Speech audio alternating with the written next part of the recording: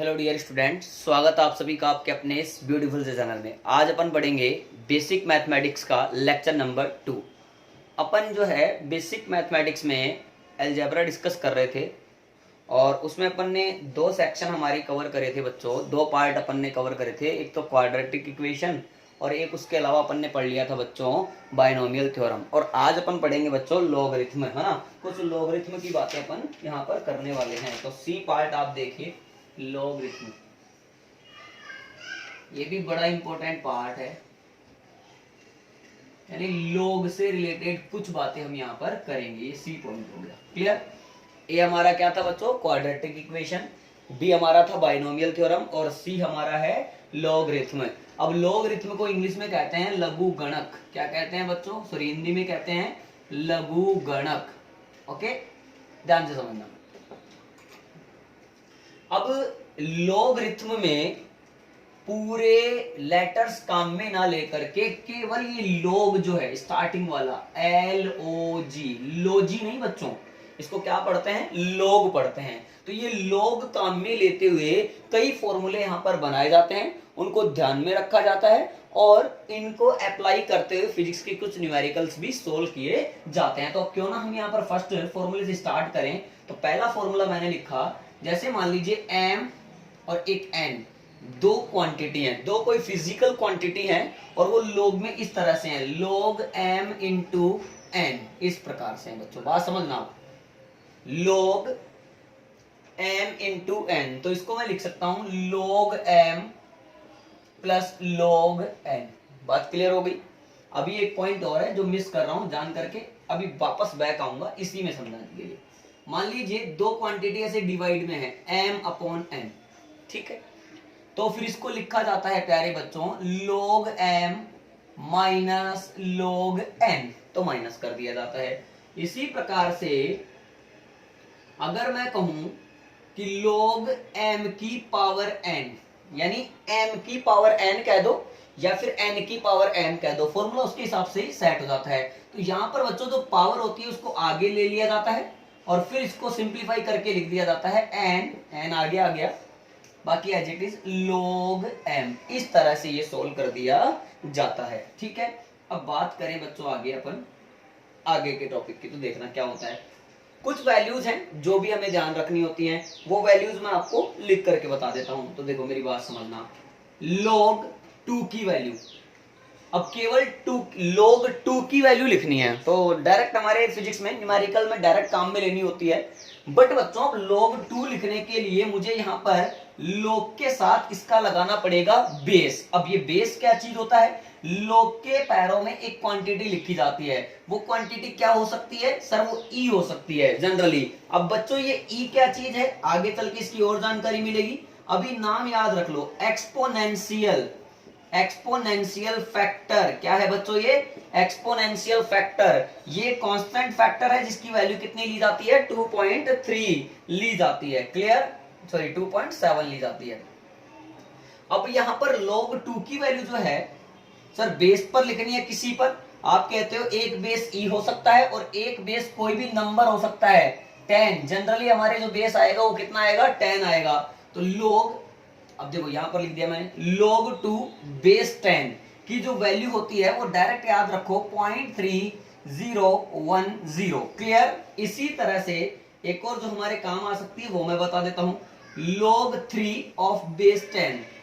Base 10 पर log 3 की जो वैल्यू है बच्चों वो होती है 0.4771। तो इस तरह से आप log 2 की वैल्यू याद रखें और आप log 3 की वैल्यू भी याद रखें। अपन एक एग्जांपल सेट करें बच्चों, जैसे मैंने कहा log 20 की वैल्यू बता दो भैया, log 20 की वैल्यू बता दो। अब log 20 लिखा हुआ है तो आप खुद समझ जाएंगे कि यहाँ पर जो बेस है ना, अगर मान लो कुछ ना लिखा रखे तो आप समझना कि यहाँ पर बेस कितना है, 10 है। तो इसको सोल्व करना है तो कैसे करेंगे सर, log, देखना log इसको बेस 10 और ये 20 लिख लेंगे।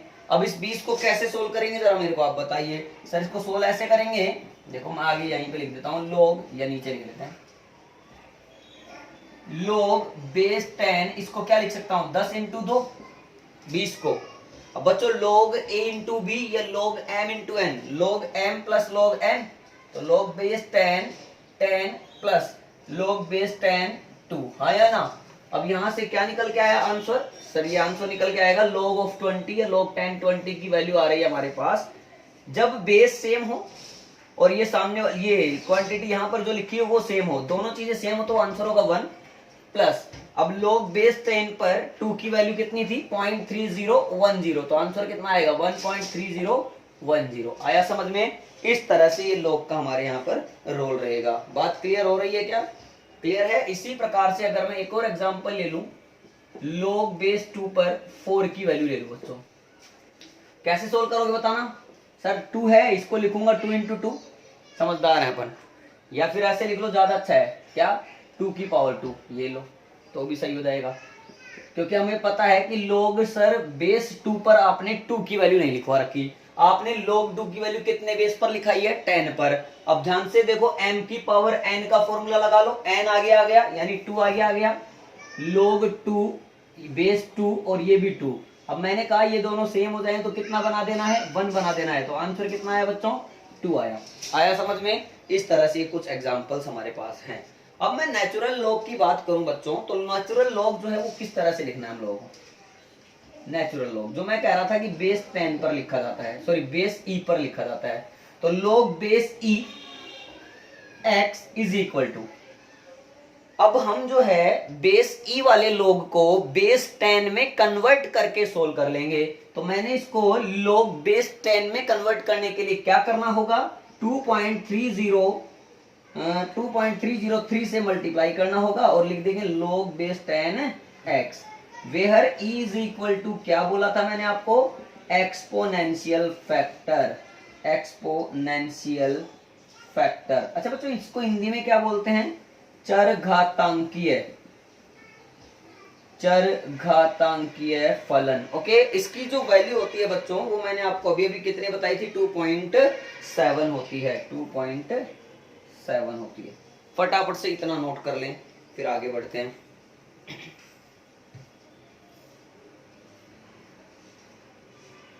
लिख लिए बच्चों, अब आ जाओ आगे।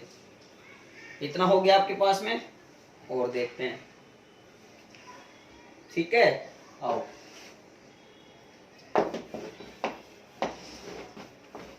इतना कर लिए, अब देखो आगे देखो बच्चों, ये हो गया। अब इसका एक एग्जांपल उठा लें, जैसे log बेस ई पर 10 की वैल्यू बताओ, तो क्या करोगे सर, बेस 10 बनाएंगे और 10 बनाने के लिए क्या करेंगे, 2.303 से मल्टीप्लाई कर लेंगे, 10 लिख देंगे और ये क्वांटिटी लिख देंगे। तुम लोगों को पता है जब ये दोनों सेम होते हैं तो वैल्यू कितनी लिख लेते हैं, 1 लिख लेते हैं, तो इंटू 1 करा, आंसर आया 2.303। तो log बेस ई पर 10 की वैल्यू कितनी होती है, 2.303 होती है। आया क्या। इसी प्रकार से एक वैल्यू और लेते हैं बच्चों, y इज इक्वल टू, अगर ऐसा लिखा हुआ है log base 10x, log base 10x, तो एक प्रॉपर्टी आप इसको समझ सकते हैं। तो प्रॉपर्टी समझेंगे तो आपको इसको कैसे सोल्व करना होगा, यहां से अगर x की वैल्यू निकालनी है तो यहां से x आता है 10 की पावर y, यहां से x की वैल्यू कितनी आएगी बच्चों, 10 की पावर y। यानी अगर मान लीजिए आपको यहां से log हटाना, यही काम करना था, तो log हटाने के लिए क्या करते हैं, log हटाने के लिए मैं लिख देता हूं, log हटाने के लिए सामने वाले को, ये सामने वाला था भाई, सामने वाले को, ठीक है, किसके, बेस की पावर, ये देखो 10 क्या था, बेस, बेस की पावर में लिख देते हैं। कहां पे लिख देते हैं बच्चों, बेस की पावर में लिख देते हैं। ओके, इस तरह से ये log हटा दिया जाता है। आया समझ में। तो लॉगरिथमिक कुछ भी नहीं है, 3 फॉर्मूले याद रखो, log m इंटू n क्या होगा, log m plus log n, log m upon n क्या होगा, log m minus log n, ठीक है। उसी तरह से log m की पावर n क्या होगा, n इंटू log m। इसी प्रकार से बेस की चक्कर चलाएं तो log बेस e पर जो वैल्यू होती है उसको बेस 10 में बदलने के लिए किससे मल्टीप्लाई कर देंगे, 2.303 से, और log बेस 10 पर कुछ वैल्यू याद रखनी है, जैसे 2 की वैल्यू याद रखनी है, तो log बेस 10 पर 2 की वैल्यू कितनी बताई 0.3010, log बेस 10 पर 3 की वैल्यू कितनी बताई अपन ने 0.4771।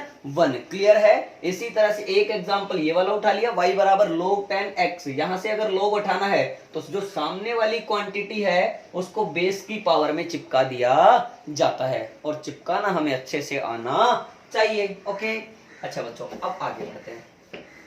अपन ने अलजेब्रा के 3 पार्ट कवर करे, ठीक है। अब नेक्स्ट पार्ट आ जाइए। अलजेब्रा के अपन ने 3 पार्ट कवर कर लिए।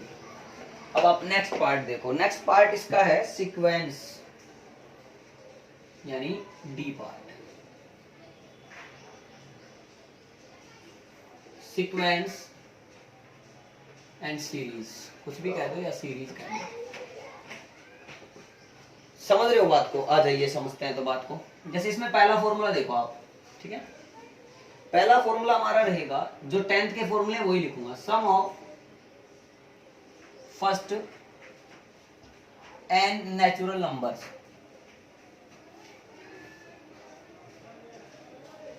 सम of first n natural numbers, यानी 1 + 2 + 3 प्लस डैश कहां तक है बच्चों, ये n तक है। यानी जो प्रथम n प्राकृत संख्याएं होती हैं, प्रथम n प्राकृत संख्याओं का जो योग होगा उसका फॉर्मूला क्या बन जाएगा, n + 1/2। अगर कहीं पे काम आ रहा हो तो जरूर लेंगे, बात समझ रहे हो क्या।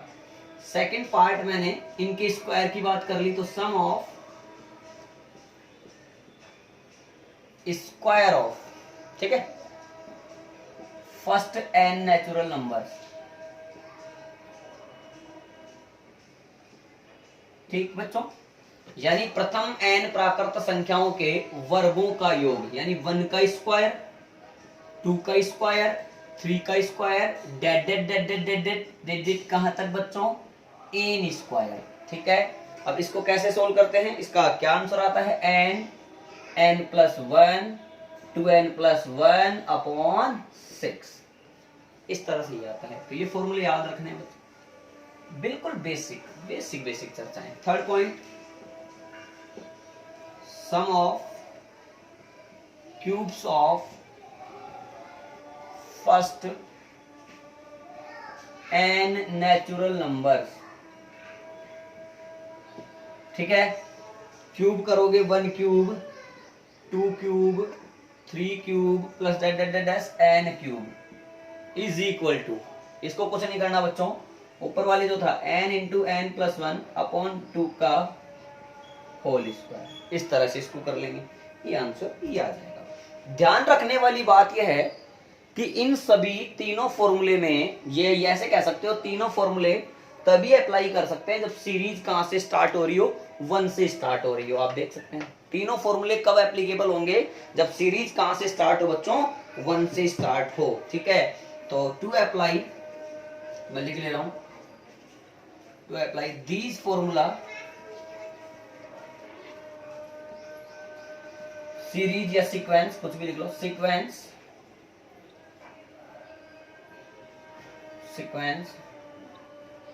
मस्ट स्टार्ट फ्रॉम 1 से स्टार्ट होनी चाहिए। फटाफट नोट करो, इस पर एक क्वेश्चन करते हैं बच्चों अपन, प्यारा सा छोटा सा एक सवाल ले लेते हैं, ठीक है। आओ एक सवाल ले लेते हैं, आप ट्राई करेंगे सवाल को भी,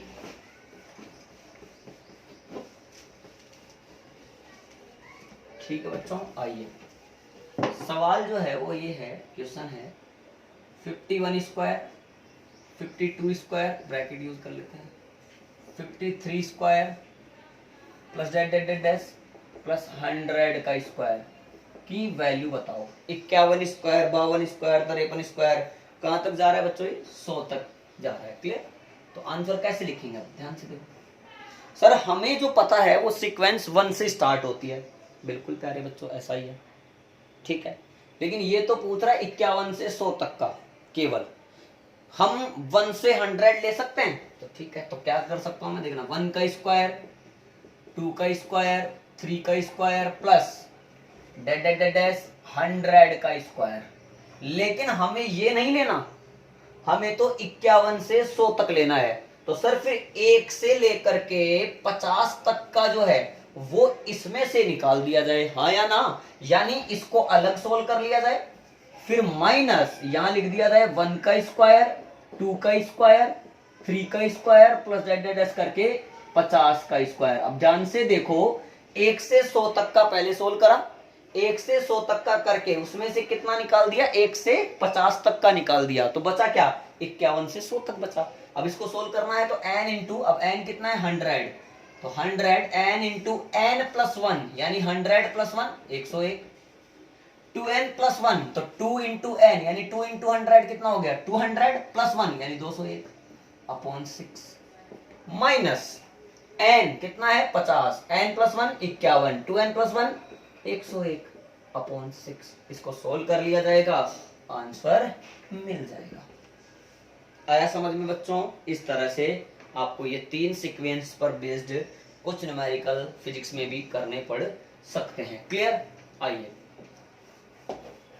अब कुछ अपन 10th की सीरीज की बात करते हैं। जैसे आपने पढ़ी है एपी, क्या पढ़ी है बच्चों आपने? एपी पढ़ी है। तो देखो अर्थमेटिक प्रोग्रेशन, तो 4th पॉइंट पे एपी ले लेते हैं। अब एपी एक ऐसी सीरीज होती है जिसमें किन्हीं दो कॉन्जुगेटिव अल्टरनेट जो टर्म्स आती हैं, दो कॉन्जुगेटिव टर्म्स का डिफरेंस हमेशा क्या बना रहता है, कांस्टेंट बना रहता है। यानी दूसरे में से पहले को सब्ट्रैक्ट किया, या फिर तीसरे में से दूसरे को सब्ट्रैक्ट किया, या फिर चौथे में से तीसरे को किया, पांचवे में से चौथे को किया, तो ये अपन जो डिफरेंस लेते चल रहे हैं, ये डिफरेंस हमेशा क्या बना रहे, कांस्टेंट बना रहे, यानी कॉमन डिफरेंस बना रहे। That series is called arithmetic progression यानी एपी। क्लियर? जैसे मैं बात करूं एपी की, तो अपन ने फर्स्ट टर्म क्या बोल दी, ए, फिर सेकंड टर्म मैंने क्या ले ली, ए प्लस डी, ठीक है। उसी प्रकार से मैंने थर्ड क्या ले ली, a plus 2d, A plus 3d, और इसी तरह से चलते चलते मैंने ले ली ए प्लस एन डी। बात समझ में आ रही है क्या? Where a is equal to क्या बोलेंगे बच्चों, फर्स्ट टर्म बोलेंगे, यानी प्रथम पद, प्रथम पद। समांतर श्रेणी पढ़ा रहा हूं, कौन सी श्रेणी पढ़ा रहा हूं, समांतर श्रेणी या समांतर श्रेणी, ठीक है। डी क्या है बच्चों, कॉमन डिफरेंस। डी तुम्हारा क्या रहेगा यहाँ पे, कॉमन डिफरेंस, जिसको हिंदी में क्या कहते हैं, सार्व अंतर। ओके, बात समझ में आ रही है? तो डी की वैल्यू ऐसे लिखी जा सकती है, a2 minus a1 second term minus first term, या फिर a3 minus a2 third minus 2, या फिर a4 माइनस a3, या फिर डैट डैट डैश करके an माइनस इससे एक कम वाला an माइनस 1। बात समझ में आ रही है क्या? ठीक है। अब इसी तरीके से अगर मैं nth टर्म की बात करूं, मान लो एपी हम लोगों को गिवन हो, एपी कैसे पहचान में आएगी भाई, लगातार दो टर्म्स का डिफरेंस ले लोगे और हर एक लगातार दो टर्म्स में डिफरेंस कॉमन बना हुआ है, इसका मतलब वो सीरीज कैसी है, एपी है। तो ठीक है, तो nth टर्म अगर फाइंड करना है तो nth टर्म के लिए क्या फाइंड करेंगे बच्चों, an इज इक्वल टू nवा पद a plus n minus 1 into D. an is equal to क्या आएगा, a plus n minus 1 into D आ जाएगा। a क्या है, प्रथम पद, फर्स्ट टर्म, n जितने नंबर का टर्म हमें निकालना है, जैसे बोलेगा 50वां पद, 20वां पद, इस तरह से। d क्या है, common difference, sum of n terms, तो n पदों का योग, sum of n terms, Sn is equal to n by 2a plus n minus 1 into D. बात समझना, वही चीज है, n पदों का योग। जैसे बोलेगा इस एपी के प्रथम 20 टर्म्स का सम बताइए, प्रथम 20 पदों का योग बताइए, तो n की वैल्यू कितनी हो गई, 20 हो गई, ठीक है।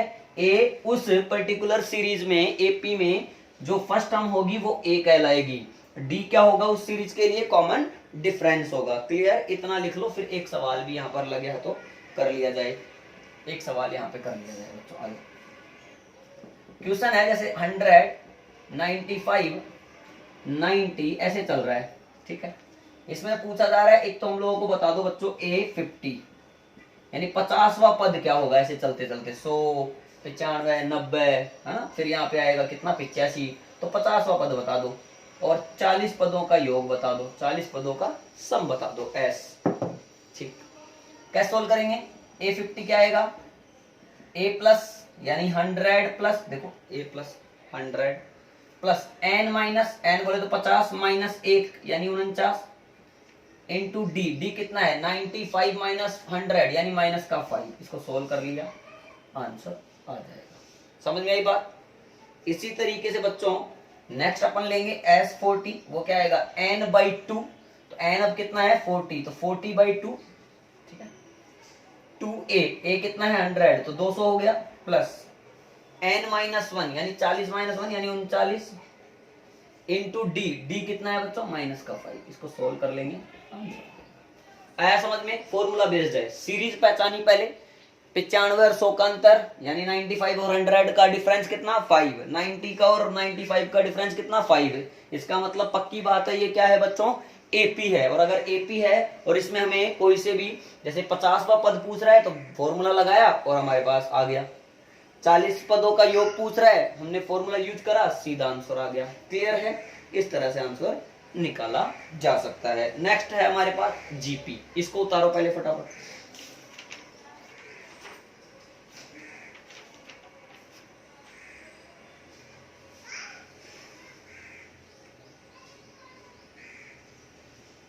उतार लिए बच्चों? अब आ जाओ फिफ्थ। आप देखो फिफ्थ पॉइंट जो है हमारा वो है जीपी। सीरीज का जो फिफ्थ पॉइंट है वो है जीपी। ठीक, ये हमारा जो ए पार्ट है एलजेब्रा वो पूरी तरह से खत्म होने वाला है ना, फर्स्ट पार्ट एलजेब्रा। तो जीपी की बात करते हैं फिफ्थ पॉइंट। ठीक है, जीपी आ जाओ बच्चों। अब जीपी में जो है ज्योमेट्रिक प्रोग्रेशन ये आपने नहीं पढ़ी है 10th क्लास में।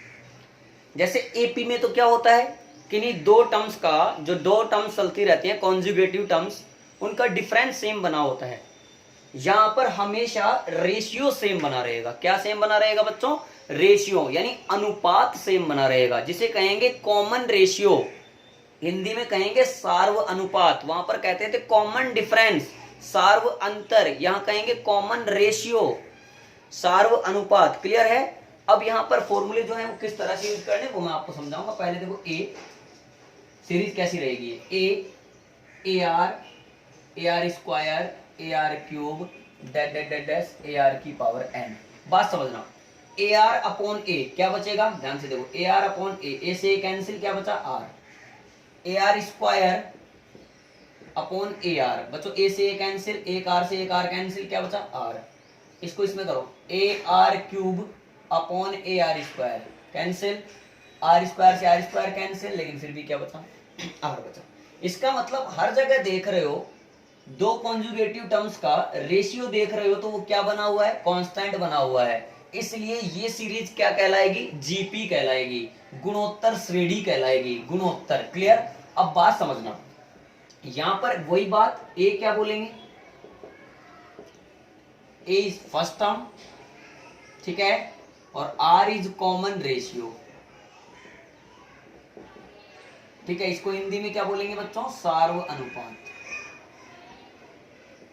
ठीक है, इस तरह से ये चीज है। अब हमारे पास जो डी की वैल्यू है, सॉरी आर की वैल्यू है, वो बोल सकता हूं मैं A2 upon A1, second term upon first term, third term upon second term, और fourth term upon third term is equal to डेट डेट एस करके an अपॉन an माइनस 1। इस तरह से बोल सकते हैं। ठीक है, फॉर्मूले देखे जाए यहाँ पर, तो nth टर्म अगर AP का nवां पद निकालना है तो an is equal to a into are की पावर n माइनस 1।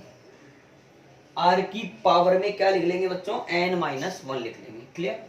इसी प्रकार सम ऑफ n टर्म, ठीक है, Sn is equal to a into are की power n minus 1 upon r minus 1। इस तरह से इसका सम भी हमारे पास में आ जाएगा। बात समझ में आई? यहाँ पर ये पावर में है n-1, ठीक है, और यहाँ पर r की पावर n फिर माइनस और 1, ठीक। अब मान लो कई बार हमें इनफाइनाइट जीपी भी देखने को मिलेगी, जो जीपी कहां तक जा रही होगी, इनफाइनाइट तक जा रही होगी, ठीक है।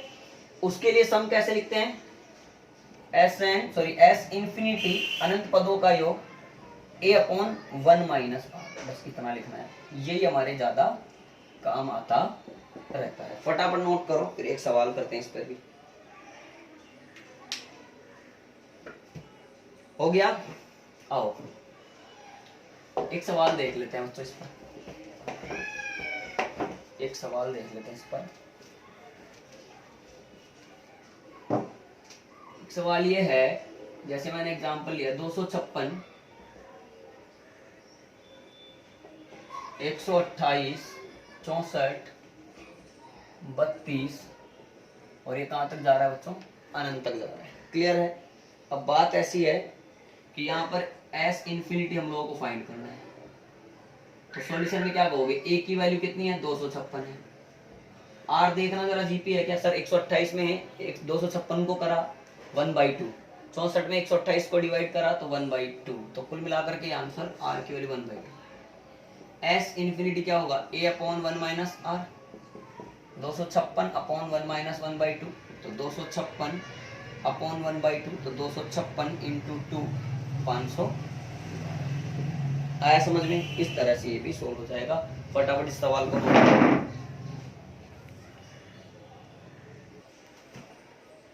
तो लिख लिया बच्चों। आज का हमारा अलजेब्रा पार्ट पूरा कंप्लीट हुआ। अब अपन नेक्स्ट वीडियो में पढ़ने वाले हैं ट्रिग्नोमेट्री। तो आप लोग ये जो बेसिक कॉन्सेप्ट है आप इसको सीखते चलें, और कोई भी डाउट हो बिना हेजिटेशन के डायरेक्ट कमेंट सेक्शन में आप मुझे कमेंट कर दें। और बच्चों सबसे इंपॉर्टेंट चीज ये है कि आप लोग बेसिक से धीरे धीरे नोट्स बनाते हुए चलेंगे और सीखते चलेंगे, तो आप यकीन मानिए जैसे हम चैप्टर में अंदर आएंगे वैसे आपको सारी चीजें अच्छे से समझ में आएंगी। फिजिक्स बहुत आसान लगेगी। और नेक्स्ट वीडियो अपलोड हो तब तक के लिए आप पढ़ाई करते रहिए। All the best.